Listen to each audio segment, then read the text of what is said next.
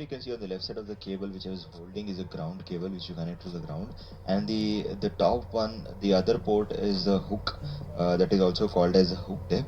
And here you can see a slide switch which is actually very important for the attenuation. Set the attenuation ratio, that is 1x and 10x. You have two options, and this has a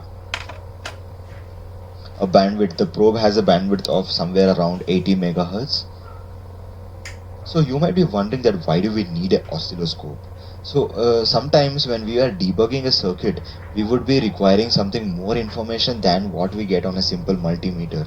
So something, some parameters like the frequency, noise, amplitude, and the other characteristics of that signal, and that might change over time.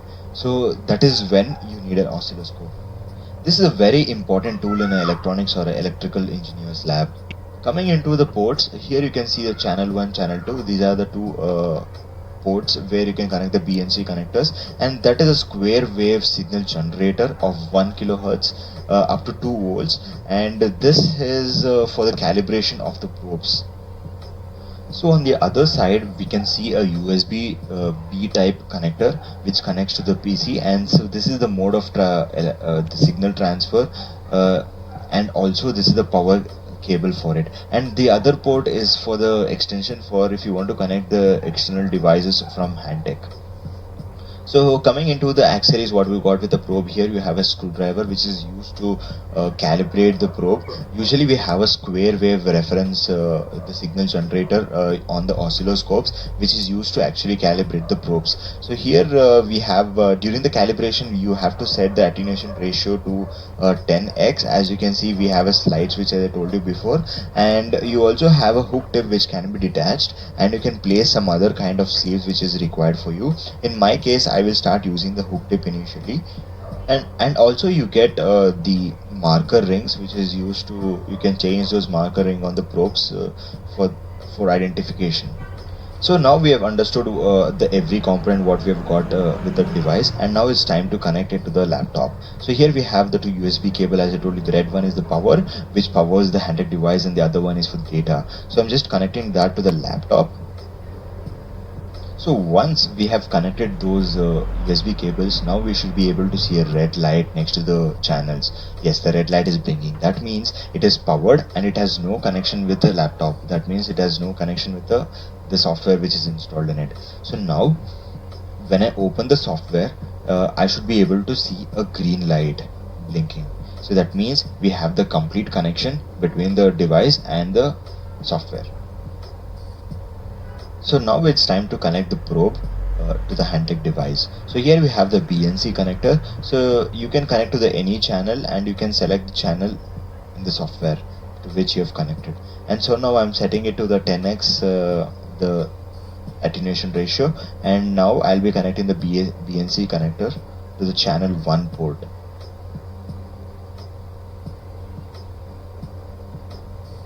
Yeah, so once I've connected the BNC connector, it is time to connect the other side, the hook tip which I told you, to the signal generator, that is the square wave signal generator, and the other one, the other crocodile clip, to the ground port on the other side, on the right pin. So this is the signal generator which is generating a square waveform, and this is the one which you have to connect it to the ground. So once you have connected, you will be able to see a square waveform on the display. Yeah, so now you are able to see a square waveform.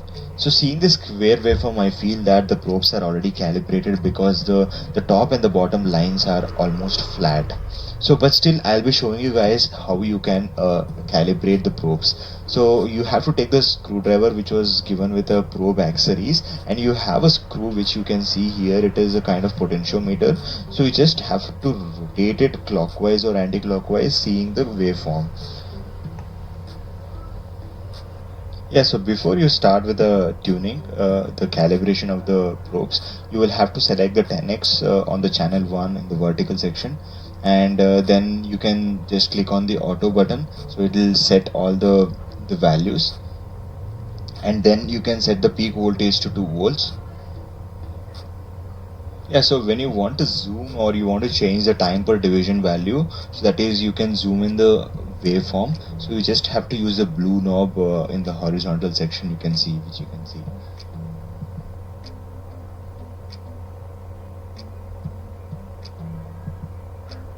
So once all the values are set, now you can start going into the tuning, the calibration of the probe. So you can use a screwdriver and the screw, you can just start rotating the screw. You can see on the screen the variation of the square waveform. So you should always make sure that you have very linear lines on the top and bottom. So now I'm just trying to adjust the screw. You can see I'm trying to make it flat. Yeah, now it's almost flat. Yeah, so it's almost flat now. Yes, so this is the right way of calibrating. So now let's start with the learning of the tool. So now you can just click and hold the waveform and move left and right with the mouse, and so the waveform moves left and right. And also, as I showed you before, that you can change the time per division value using the blue knob on the horizontal section. Yeah, so as I told you, that blue knob is for the change of the time per division, and coming to the vertical section, you can change the volts, and you can select the channel what you're using, and you can change the attenuation ratio also. And coming into the trigger section, you have a trigger mode, triggered sweep, triggered slows, and trigger slope as well. So I'll be giving you more technical about all these menus and options in this tool in another video. Yeah, for now we'll be just exploring about all the options we have in the menu and the toolbar, and I'll also be introducing you about how you can use the measuring tools.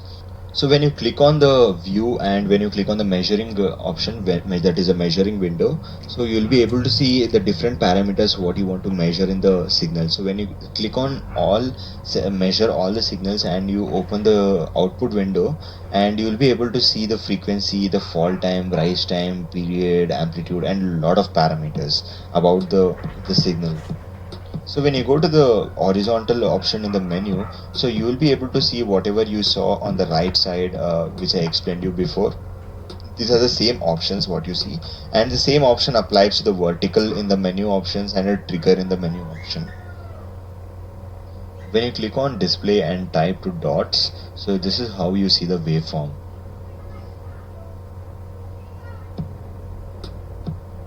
Yeah, so we'll put it back to the vector form now, as usual. Yeah, so now let's see the other options, the grid. So it is like if you want to hide the grid, you can hide the grid behind also. And when you come to the intensity, you can change the brightness of the waveform and as well as the grid. As you can see now, I'm changing the waveform and now I'm changing the grid. Sorry, yeah, I should first switch on the grid option. Yeah, then go to intensity. Yeah, so now we'll be able to change the intensity, the brightness of the grid as well.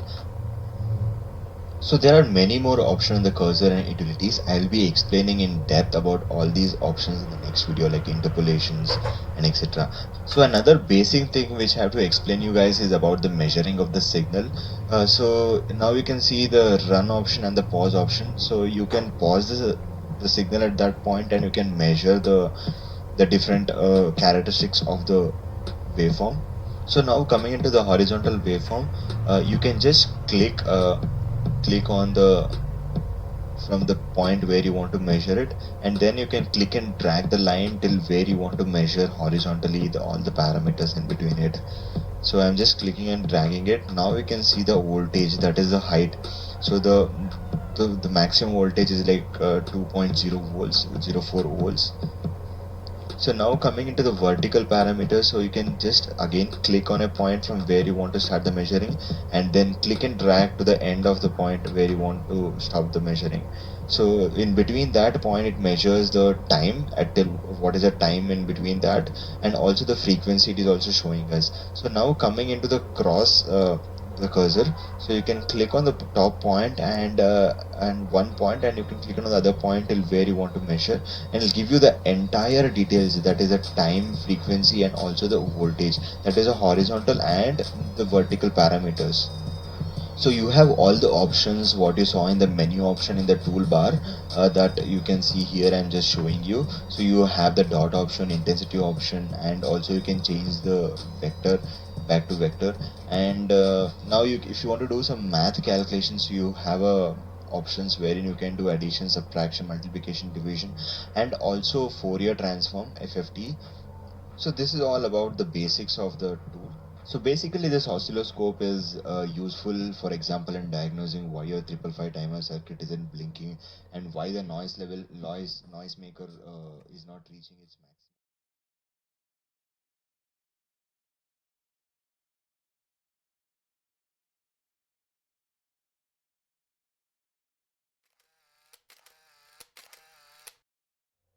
So today we're explaining all the car engine sensors, every single one of them. And for each of them we're going to explain what it does, how it works, where the sensor is located, and what happens if it goes faulty.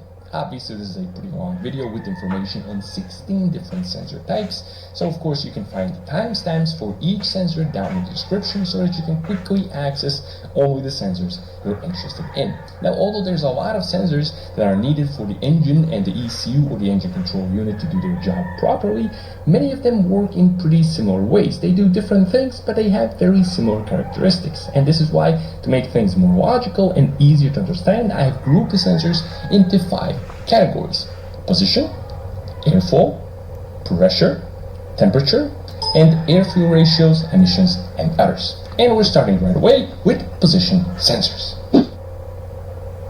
The crankshaft position sensor tells the ECU the position of the crankshaft. Because the position of the piston is fixed in relation to the position of the crankshaft, by knowing the position of the crankshaft, the ECU also knows where the piston is inside the bore, and by knowing this, it can initiate fuel injection and or spark ignition events at the correct time. Crankshaft position sensors are most often either Hall effect, which is 3 wires, or VR, variable reluctance, which is 2 wires. Although they work slightly differently, both rely on the basic principles of electromagnetism to read a trigger wheel made from a ferrous metal. The trigger wheel is going to have 1 or more teeth missing, and whenever a missing tooth passes in front of the sensor, it's going to change the signal that the sensor sends to the ECU. Now the position of the missing tooth in relation to the sensor is going to be fixed to a certain position of the crankshaft, and by seeing the change in the signal, the ECU can tell exactly where the crankshaft is at that moment in time. Now the ECU is also configured to the total number of teeth on the trigger wheel, and by knowing the total number of teeth and measuring how often the missing tooth passes in front of the sensor, the ECU can calculate engine speed, or RPM. Now every car engine has 1 crankshaft, and thus it only needs 1 crankshaft position sensor. The crankshaft position sensor, in order to read the trigger wheel, must be located very near it, and the trigger wheel must be installed on something that rotates at the same speed as the crankshaft, and that's usually either the crankshaft pulley, the timing gear where the timing belt or timing chain attaches, or the flywheel. So one of these 3 locations is where you're going to find your crankshaft position sensor.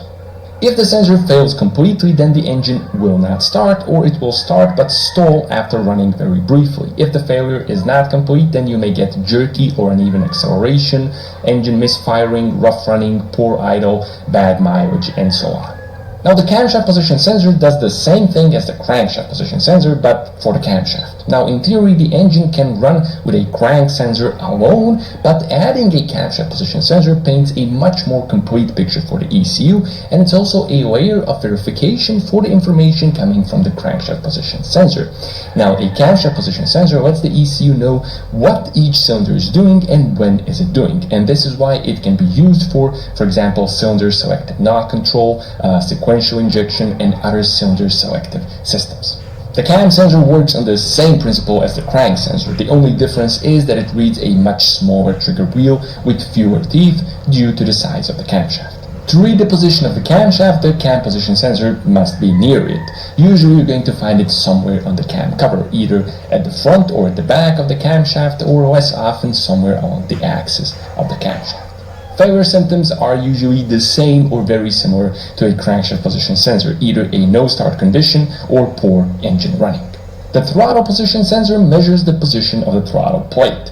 When you're operating the throttle pedal, you're actually operating the throttle plate that's usually at the entrance of the intake manifold. When you floor it, the throttle plate gets fully opened, allowing maximum air into the engine for maximum acceleration. By knowing the position of the throttle plate, the ECU can know the load placed on the engine and can thus vary injection and ignition timing accordingly. A throttle position sensor works by relying on a variable resistor. A variable resistor is essentially an electrical component which changes its electrical resistance output based on its position. It contains a movable part, and different positions of this movable part will have different resistance outputs. In case of the throttle position sensor, the throttle plate shaft is connected directly to the variable resistor, so different positions of the throttle plate will have different resistance outputs, which are then measured and converted into a useful signal for the ECU by the onboard electronics of the throttle position sensors. Now, this is what old throttle position sensors used to work with, but today modern throttle position sensors actually rely on non-contact position measurements and either use Hall effect, induction, or magnetoresistance to do the same job as a variable resistor.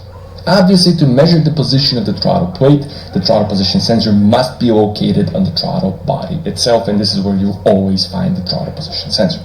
One of the most obvious symptoms of a failed throttle position sensor is going to be unpredictable acceleration. The car is going to feel as though it's not correctly responding to your throttle pedal inputs. Also, the idle will often be affected, and it will either be too high or too low, and there also might be difficulties starting the vehicle. In addition to knowing the position of the piston so that it can know when to inject the fuel, the ECU must also know how much fuel to inject. And to know how much fuel to inject, it must know how much air is coming into the engine so that it can inject a corresponding amount of fuel. And this is exactly what a MAF or mass airflow sensor does for the ECU. It tells the ECU how much air is coming into the engine. Now, most MAF sensors are either hot wire or hot film. Now, they are a bit different, and the hot film sensor is a bit more advanced, but they both rely on the same basic principle of the very high temperature coefficient of resistance of certain metals such as platinum or tungsten. The very high temperature coefficient of resistance of these metals means that even very minute changes in the temperature of these metals will change their resistance.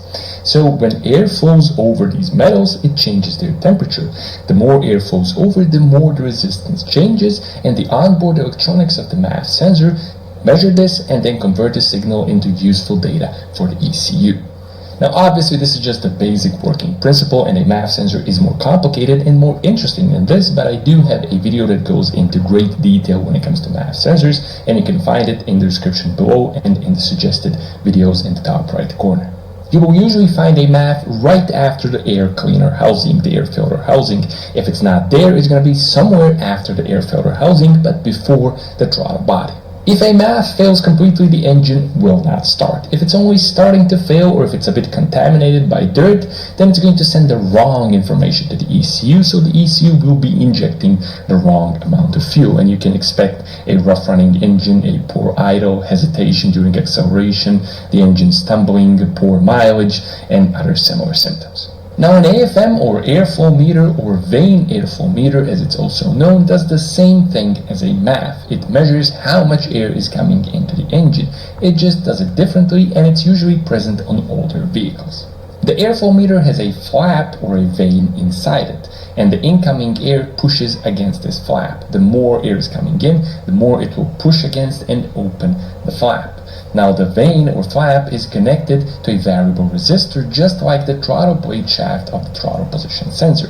Different vane positions are going to output different resistances, and then the onboard electronics are going to measure this and convert it into a useful signal for the ECU. So the different resistance outputs will tell the ECU how much the vane is open and how much air is coming into the engine. Just like the MAF sensor, the airflow meter is always going to be somewhere near or right after the air filter. Since it's doing pretty much the same thing as a mass airflow sensor, the failure symptoms of an airflow meter are going to be similar or the same as with a mass airflow sensor.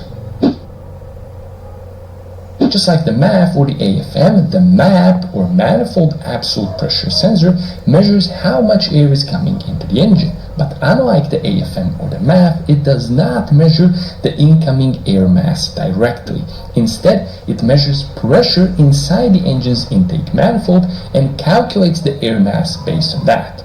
The logic is that the more air there is in an enclosed space, the greater the pressure that air is going to exert onto the walls of that closed space. And this is exactly what the MAP is using, and by measuring the pressure, it can calculate how much air is coming into the engine.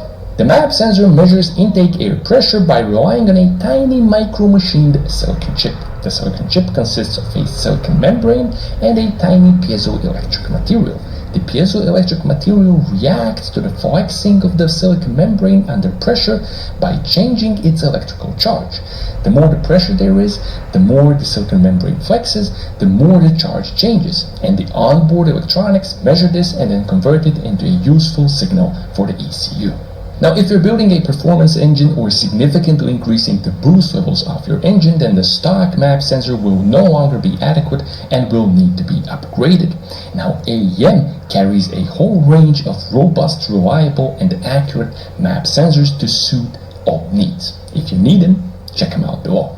Because the MAP sensor must measure pressure directly in the intake manifold, it's also always located somewhere on the intake manifold. And again, because it's ultimately trying to measure the incoming air mass, failure symptoms are going to be similar or the same as with a MAF or AFM. The oil pressure sensor obviously measures oil pressure inside the engine. It's a very simple but perhaps one of the most important and vital sensors for the engine, because without enough oil pressure, the engine is going to sustain catastrophic damage very quickly.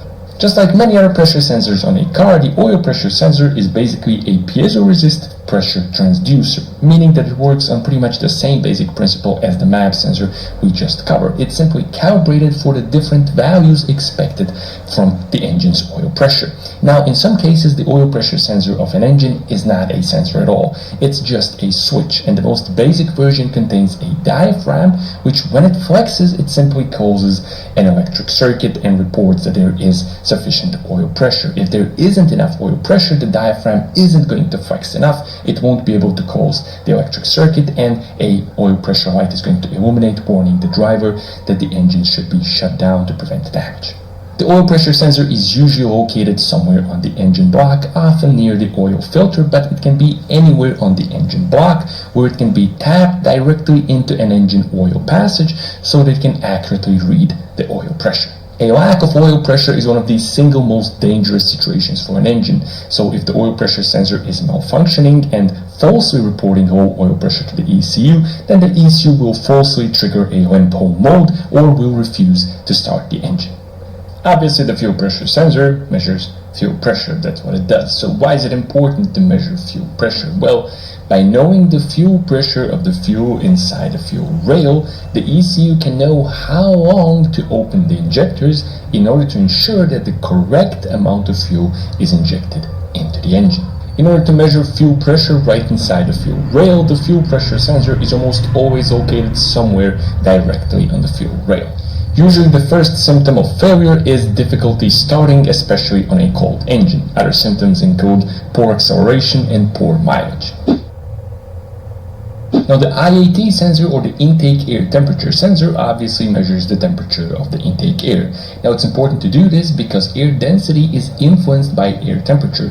The hotter the air, the less dense it's going to be, and the less molecules of air are going to be in a given space. Although in theory an engine could run without an air intake temp sensor, it's still a very good idea to have one, and the engine is going to run better with it than without it. The IAT sensor works together with the MAF, MAP, or AFM to give the ECU a more complete picture of the air coming into the engine, which helps reduce emissions and improve power and efficiency. Just like almost all the other temperature sensors in a car, the IAT sensor is a thermistor, meaning that its electrical resistance is going to change in response to the changes in its temperature. And then, as usual, the resistance is measured and converted into a useful signal for the ECU. The IAT sensor is often integrated into the MAF or the AFM. If it's not there, you can usually find it somewhere in the intake duct, usually near the throttle body. If you're building a performance or racing engine and you need to add an intake air temperature sensor, then AEM has the right one for you. It's easy to install, and it's reliable and accurate. As always, links are down below. If there's only a bit of dirt on the IAT sensor, then malfunction symptoms are going to be very mild and barely noticeable. If the fault is more severe, then the engine may run rough, stumble, or even stall, or it can have very mild short surges of power. All the remaining temperature sensors we're going to cover are also thermistors, so we won't be individually explaining how each one of them works. We'll just talk what they do, where they are, and so on. So let's proceed with the coolant temperature sensor. Now, the coolant temperature sensor is very important for the ECU because it tells it how warm the engine is. This is important because a cold engine needs a different amount of fuel when compared to a hot engine. The coolant temperature sensor is also needed to trigger various actions, such as, for example, starting the radiator fans, or if the engine is overheating, it can tell the ECU to trigger a limp home mode or refuse to start the engine until it cools back down. Like almost all the other temperature sensors, the coolant temp sensor must come into direct contact with the fluid whose temperature it's trying to measure. As such, you're very often going to find a coolant temp sensor at or near the thermostat. Some cars have more than one, and you can find them anywhere on the coolant piping or wherever else coolant is passing through. A cold engine needs more fuel than a hot engine. This means that if the coolant temperature sensor is malfunctioning and telling the ECU that the engine is cold even though it's hot, the ECU is going to inject extra fuel, which is going to result in a rich running condition. And this means you're going to get poor mileage or even black smoke from the exhaust in severe cases. An opposite scenario is also possible, and the ECU can think that the engine is hot even though it's cold. In that case, it's going to inject too little fuel, which is going to lead to a lean running condition, and this can lead to the engine misfiring or even knocking until it heats up. Fuel temperature must be measured because fuel density, just like the density of air, is affected by temperature. Hot fuel is less dense and burns more easily, so a bit more of it must be injected to compensate for this. The fuel temperature sensor is most often located somewhere at the fuel tank, often as part of the fuel pump assembly. Less often it can be found somewhere else along the fuel lines. The information coming from the fuel temperature sensor is only used to further improve the injection accuracy in order to meet stringent emission standards. An engine can run pretty well with a faulty fuel temperature sensor, and in some cases symptoms might not be noticeable at all. If the fault is more severe or if the sensor completely fails, then the vehicle might fail an emissions test or get slightly worse mileage and performance than usual. Although many cars only have an oil pressure sensor and do not measure oil temperature, measuring oil temperature can be a useful additional layer of protection. If the oil overheats, this is going to negatively impact its viscosity and the oil won't be capable of doing its job, which can lead to engine failure. Now, the ECU, by seeing the oil temperature, can activate limp home mode or refuse to start the engine before oil temperatures normalize again. In addition to relaying information to the ECU, the oil temperature sensor can also relay information to a gauge or display visible to the driver, and then the driver can take preemptive action and shut the engine down if oil temperatures get too high. In order to be able to measure the temperatures of oil, the sensor must come into direct contact with the oil inside the engine. As such, it's often found on the engine block or less often on the cylinder head. In newer cars, it can be found integrated into the oil level sensor. Depending on how it fails, a malfunctioning oil temperature sensor might make the ECU think that the oil temperatures are too high even though they aren't, and then the ECU might incorrectly trigger limp home mode. The sensor can also malfunction in a way that it fails to report overly high oil temperatures, which can result in engine damage. A faulty oil temperature sensor is very easy to spot if there's a gauge or display for it. The O2 or the oxygen sensor measures the amount of oxygen present in the exhaust gases. The amount of oxygen present in exhaust gases directly corresponds to the amount of fuel burned inside the combustion chamber. By measuring the oxygen sensor can actually tell the ECU the air-fuel ratio at which the engine is running. Now, the air-fuel ratio, or the ratio of air to fuel inside the combustion chamber, is absolutely critical for both engine performance and emissions and must be constantly monitored to ensure that it is where it needs to be. We have two kinds of oxygen sensors, narrowband and wideband. Narrowband sensors can tell if the engine is running rich or lean, but they cannot tell exactly how rich or how lean the engine is running. On the other hand, the wideband sensor covers a much wider range of air-fuel ratios and it can tell the ECU exactly how rich or lean the engine is running.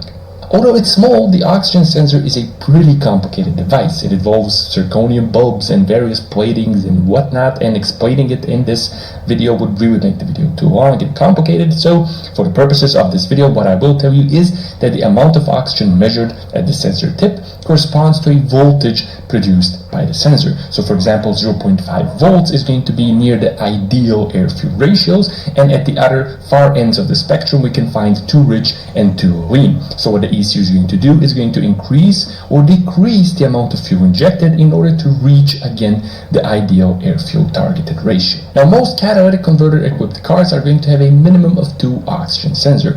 One is going to be before and one after the catalytic converter. The one before the catalytic converter is called the upstream oxygen sensor, and it's usually going to be right at the exhaust manifold or right behind it. And it's used to see the exact air-fuel ratio at which the engine is running. The one after the catalytic converter, that sensor is called the downstream sensor, and it's used to verify that the catalytic converter is properly doing its job. Failure symptoms can range from barely noticeable to very noticeable, but even if the symptoms are hard to notice, the vehicle is likely going to fail an emissions test. Now, if it's noticeable, it's going to be really noticeable. The engine is going to run rough, especially on more modern cars, which rely more heavily on the oxygen sensor. More modern cars can even refuse to start the engine if the sensor has completely failed.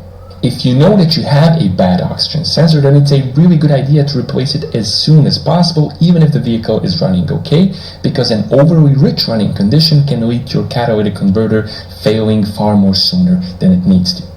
Now, wideband oxygen sensors are also an absolutely critical tool for tuning performance and racing engines, and the AEM carries one of the most popular and the fastest responding wideband setup on the market. Links are below.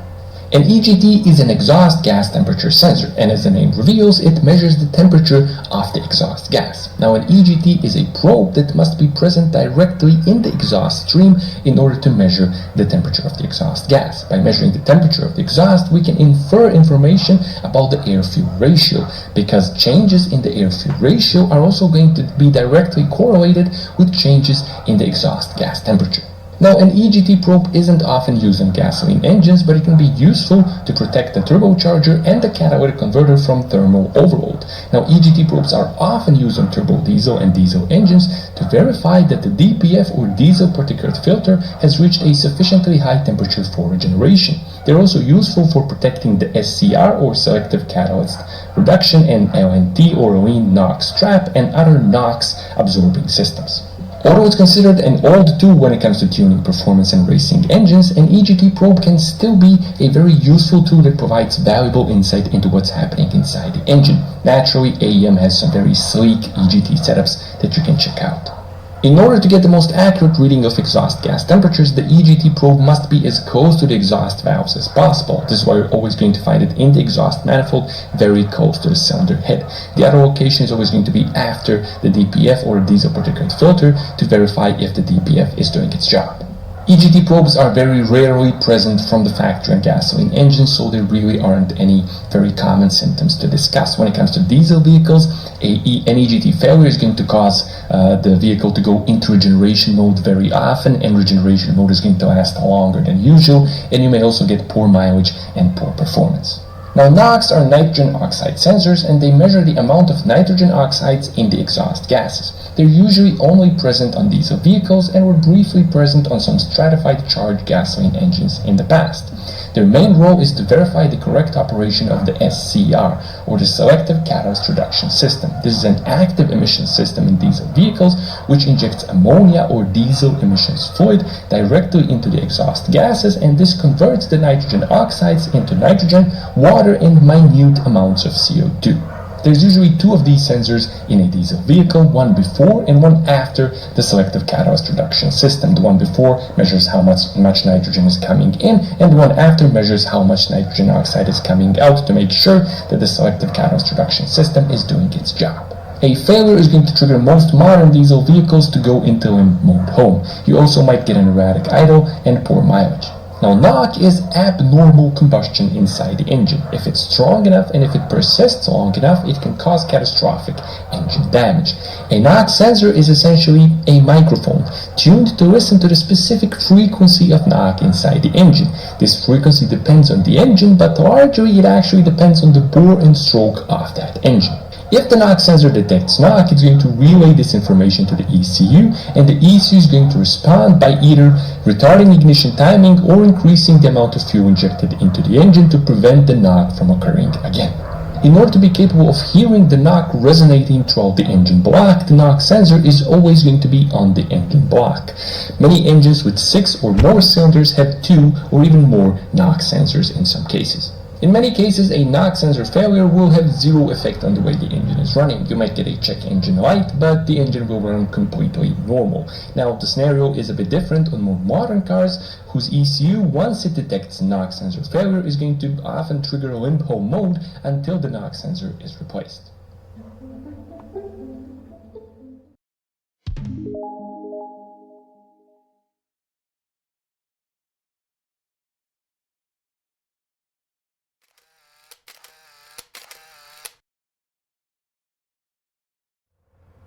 The crank sensor lets the ECM know the engine's rotational speed and crankshaft position. There are 3 main types of crank position sensors: the magnetic, Hall effect, and magneton-resistive sensors. The last 2 work the same way. The magnetic sensor generates its own signal. It is composed of an internal coil that captures the magnetic field from the reluctor and has 2 wires. One wire is the sensor ground, and the other is the signal wire itself. To test these sensors, connect an oscilloscope or graphing multimeter, such as the ADP Scope 1 Pro. Crank the engine and look for a sine or rounded waveform.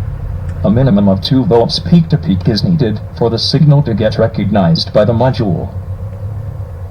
The Hall effect and magneton-resistive sensor has 3 wires and an internal transistor. The sensor ground, the 12-volt reference, and the signal wire, which is usually a 5, 7, or 8-volt reference. It is the job of the 3-wire Hall effect sensor to toggle or bring this 5-volt reference voltage to ground as the engine turns. A long reluctor tooth, seen in red, is used to denote cylinder number 1 position. Perform all Hall effect sensor tests with key on, engine off. To test the Hall effect sensor, connect a test light to battery positive. Then, probe at the sensor ECM provided ground. You should see a bright light. Change the test light to battery ground, and probe at the sensor's 12-volt reference wire. Again, the test light should be lit. Finally, to test the signal circuit, do not use a test light. Use a multimeter or oscilloscope. Connect to the sensor's signal wire. With key on, engine off, should see reference voltage, usually 5 volts. Then, crank the engine, and look for a square wave at the scope screen, or a change in DC voltage. Magnetic sensors produce a sine wave. Hall effect sensors produce a square wave. A trick to use on a non-running engine is to connect a test light to battery ground. Turn the key on, disconnect the crank sensor, and momentarily touch the signal wire, on and off. This should trigger the ignition module, or ECM, into producing a spark, which you can see or hear. A final trick to use is to grab a soldering gun, put the back part close to the sensor, and press the trigger. The huge expanding magnetic field from the soldering gun will make the ignition module create a spark at the sensor itself. If no spark, then the sensor may be defective. These are quick tests, and in no way are meant to abolish the normal manual tests mentioned here. Just use them as a possible guide to the repairs.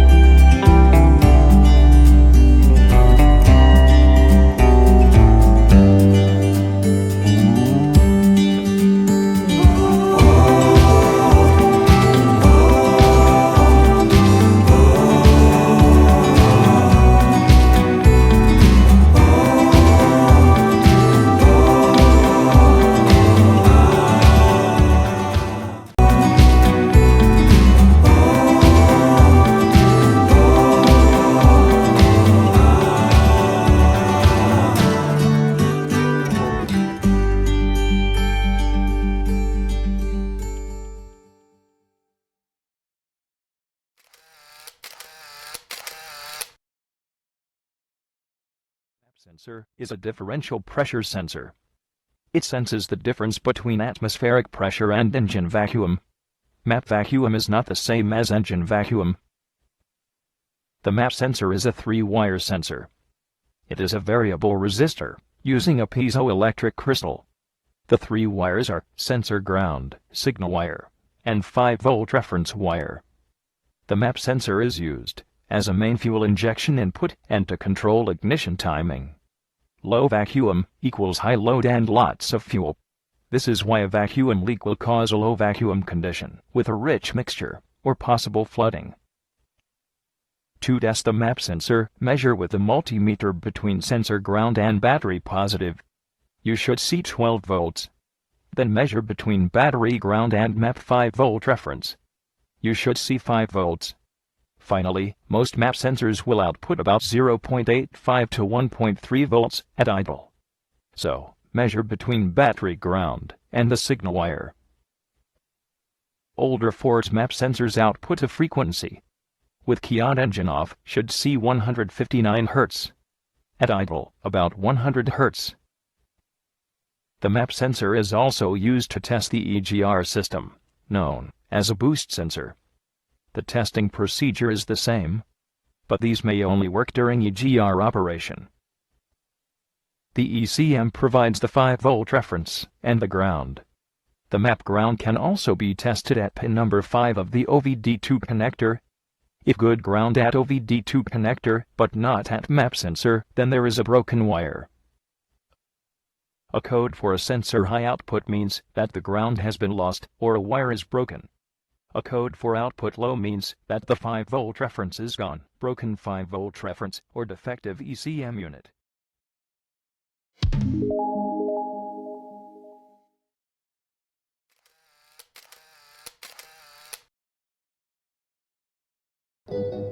Fuel injector electrical quick fix. Running electrical tests on the fuel injector should be a main component of an auto repair injection strategy. The fuel injector is a coiled winding that magnetically moves the injector valve pinwheel. Here are the electrical facts about the fuel injector. 1. The opening and closing of the fuel injector can be determined by the superimposed voltage and current waveform. 2. As a rule of thumb, fuel injectors draw about 950 milliamps or almost 1 amp. 3. The first step in testing a fuel injector is to make sure it's being triggered. So use a noise light to make sure the ECM is doing its job. Do not use an LED test light to test injectors, as the current or amps is all wrong to test injectors on the LED test lights. 4. Use a stethoscope or screwdriver to listen for a clicking sound at the injector. 5. The injector always has 12 volt steady power applied to it through a power relay. On some vehicles, the injector relay stays off with engine off, so crank the engine. It's needed by the ECM to turn the injector relay on. Dodge and many European cars use this system. 6. The ECM provides a pulsed ground to activate the fuel injector. 7. At idle, most ECMs give the injector about 3 to 5 millisecond pulse. During cranking, the pulse may reach as much as 20 milliseconds or higher. 8. The best way to determine fuel flow pulse is not using the injector pulse width, is by doing a duty cycle test with a multimeter. 9. There are 2 electrical tests done on fuel injector, the duty cycle and the oscilloscope test. To run a duty cycle test, connect the multimeter set to duty cycle between injector pulse wire and 12 volt power. On 99% of vehicles at idle, the duty cycle should be about 2.9 to 3%. 10. To run the waveform test, use an oscilloscope or graphing meter with a good resolution. Connect the leads between battery negative and injector pulsed wire. Look for the following waveform spots. Make sure it's grounded all the way down. Look for a clean pulse width. Make sure the shut-off spike is at least 35 volts or higher. Many ECMs clip or the turn-off spike at 35 volts. The high spike is an indication of injector coil winding health. Remember to use the injector resistance specification. The 0.95 amps rule of thumb explained before here is just that, a general rule. That concludes the fuel injector electrical quick fix.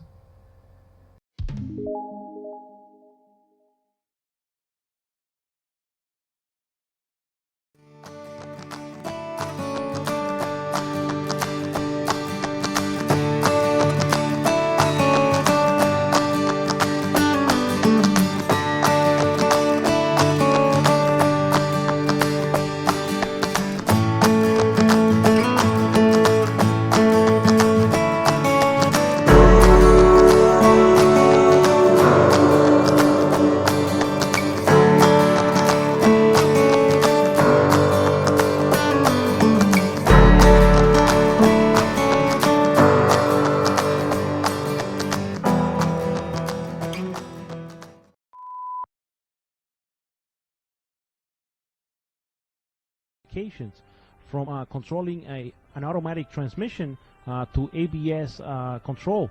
A pressure sensor is actually a 3-wire sensor composed of a 5-volt reference, an ECM provided ground, and a signal wire. First, test your 5-volt reference by measuring between chassis ground and the actual reference line. This reference line is actually regulated by the actual ECM. Then you actually test your signal ground, which is actually sensor ground, which is provided by the ECM. You do that by probing between voltage source and the actual ground line. And then last, you actually test your actual pressure sensor output by measuring between the sensor ground line and the actual signal line. By applying shop air to the actual pressure sensor, you should see a steadily rising or declining voltage. Pressure sensors are also employed in air conditioning or climate control systems, and without their proper operation, the system will simply go into limp mode or shut down, and it simply will not work.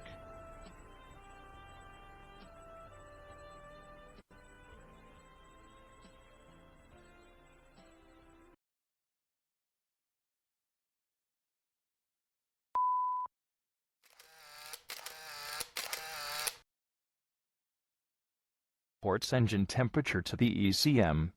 As temperature goes up, voltage goes down. Only 2 terminals are used. The ECM ground, connected to OVD2 connector pin number 5, and the 5-volt reference coming from the ECM or PCM. To test, turn on ignition key, disconnect the ECT, connect your multimeter between battery negative and ECT signal wire. You should see 5 volts. Reconnect sensor. Measure between signal and ground, with sensor connected. Should see between 0 and 5 volts. Connect meter between battery positive and sensor ground. Should see 12 volts, verifying good ground. Then connect meter between battery negative and sensor ground. Crank the engine. No more than 0.5 or half a volt should be seen. It's best to use the ADP Scope 1 Pro to perform this test. A code for the ECT circuit high means that the ECT signal wire is broken. This makes the ECM see 5 volts all the time. Hence the code circuit high. A code for ECT circuit low means that the ECT signal wire is always grounded. This makes the ECM see close to 0 volts all the time. And hence the name, circuit low.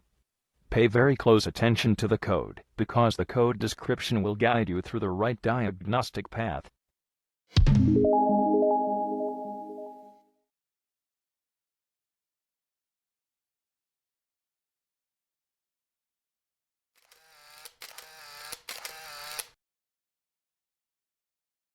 temperature sensor is a variable resistor, which outputs close to 4.7 volts with very cold air, or close to 0.8 volts with very hot incoming air. This sensor may be located at the air intake duct or screwed at the intake manifold. If so, it is called an air charge sensor. Air charge sensors will read a very high temperature if the AGR valve is stuck open due to the exhaust gases heating the incoming air. The I8T has two terminals, the ACM-provided ground, and the 5-volt reference signal line. The I8T modifies the 5-volt reference, depending on the air intake temperature. The hotter the air, the lower the output voltage. To test, connect the multimeter red lead to battery positive and the black lead to the sensor ground wire. You should see 12 volts present, verifying good ground. This ground wire is also tied to pin number 5 of the OVD2 connector. Then, disconnect the I8T sensor, connect the black multimeter lead to battery negative and the red lead to the sensor signal reference wire. You should see close to 5 volts, or between 4.6 to 5 volts. If a 5-volt reference is missing, then the ECM is faulty. Reconnect the I8T sensor and measure the voltage again at the signal wire. You should see between 0.7 and 4 volts, depending on the air temperature. A hairdryer can be used to see if the sensor changes with temperature. This sensor is a secondary unit and is also used to fine-tune fuel injection and ignition timing.